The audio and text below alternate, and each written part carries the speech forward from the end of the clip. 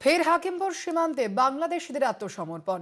হাকিমপুর চেকপোস্টে হাজির ৪৫ বাংলাদেশি। দেশে ফিরতে বিএসএফ এর কাছে আত্মসমর্পণ। এনুমারেশন জমা শেষ হলেও ভিড় কিন্তু জমছে সীমান্তে। আমরা দেখেছি ইতিমধ্যেই যে স্পেশাল ইন্টেন্সিভ রিভিশনের যে প্রক্রিয়া আপনারা জানেন রাজ্য জুড়ে চলছে, সেই প্রক্রিয়ার মধ্যেই আমরা দেখেছি একাধিকবার এই ঘটনা, অর্থাৎ বাংলাদেশে ফিরতে চাইছেন যে বাংলাদেশিরা রয়েছেন তারা ফের হাকিমপুর সীমান্তে তারা জমায়েত করেছেন। আমরা দেখেছি এসআইআর এর যে প্রক্রিয়া, সেই প্রক্রিয়া চালু হওয়ার পরই কিন্তু হাকিমপুর চেকপোস্টে ভিড় জমাচ্ছেন বাংলাদেশিরা, এবং যদিও এখন সেই ভিড়ের সংখ্যা যথেষ্টই কমেছে। এবার ৪৫ বাংলাদেশি তারা দেশে ফিরতে চাইছেন এবং সেই বাংলাদেশে ফিরতে চেয়ে তারা হাকিমপুর চেকপোস্টে হাজির হয়েছেন।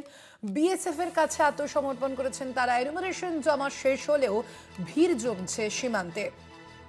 এনুমারেশন পর্ব আপনারা জানেন ইতিমধ্যেই শেষ হয়েছে এবং খসড়া তালিকা প্রকাশ পাবে আগামী ১৬ ডিসেম্বর, এবং তার মাঝের যে সময়, এই সময়েও কিন্তু হাকিমপুর চেকপোস্টে বাংলাদেশিদের ভিড় জমছে। ফের হাকিমপুর সীমান্তে বাংলাদেশিদের আত্মসমর্পণ। হাকিমপুর চেকপোস্টে হাজির ৪৫ বাংলাদেশি। দেশে ফিরতে বিএসএফ এর কাছে আত্মসমর্পণ করলেন তারা। স্পেশাল ইন্টেন্সিভ রিভিশন অর্থাৎ ভোটার তালিকায় যে বিশেষ নিবিড় সংশোধনের প্রক্রিয়া চালু রয়েছে, এরই মাঝে আবারও ৪৫ বাংলাদেশি তারা হাকিমপুর চেকপোস্টে হাজির হয়েছেন। আরো বিস্তারিত জানবো, ফোন লাইনে রয়েছেন প্রতিনিধি সঞ্জিত চক্রবর্তী। সঞ্জিত, এই বাংলাদেশিরা ঠিক কি আবেদন জানিয়েছেন বিএসএফ এর কাছে?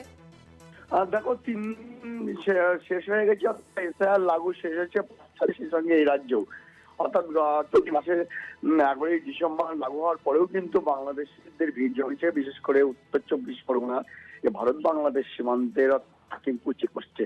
আজকে সকালে যে ছবিটা দেখা গেছে, ৪৫ জন শিশু, মহিলা, পুরুষ তারা বিএসএফ এর কাছে আত্মসমর্পণ করছে।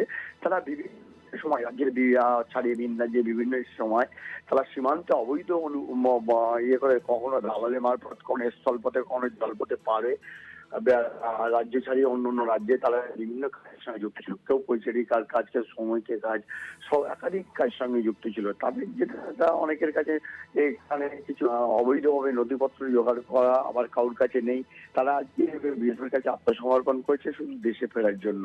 এখন প্রশ্ন হচ্ছে, এসআইআর লাগু ৩ দিন পরেও যে বাংলাদেশিদের ভিড় দেখা যাচ্ছে সীমান্তে, নিয়ে যথেষ্ট প্রশাসনিক মহলে দুশ্চিন্তা বাজে যে এর পরেও কি করে, কোথা থেকে আসছে, কোন রাজ্য থেকে আসছে, কিভাবে এতদিন ছিল। তারা কিন্তু ইতিমধ্যে বিএসএফ তাদের সবকিছু নাম, নথিপত্র সংগ্রহ করছে এবং বায়োমেট্রিক করছে, ফিঙ্গারপ্রিন্ট থেকে শুরু করে যেসব নথিপত্র আছে, এবং যদি ভারতীয় কোনো নথিপত্র থেকে থাকে সেটাও বাজেয়াপ্ত করছে।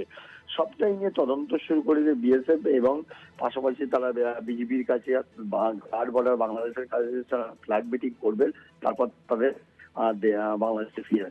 এখন প্রশ্ন হচ্ছে, কোন আন্তর্জাতিক আইন মেনে, কোন সিস্টেম, কোন আইন মেনে তাদেরকে দেশে বা বাংলাদেশে থাকছে, এটা কেন্দ্রীয় স্বরাষ্ট্র মন্ত্রকই জানে। এই বিষয়ে কিন্তু স্থানীয় প্রশাসন বা স্থানীয় যেসব আছে, পঞ্চায়েতগুলো আছে, এই বিষয়ে কিন্তু তারা অবগত, এটাও তারা বারবার দাবি করেছিলেন।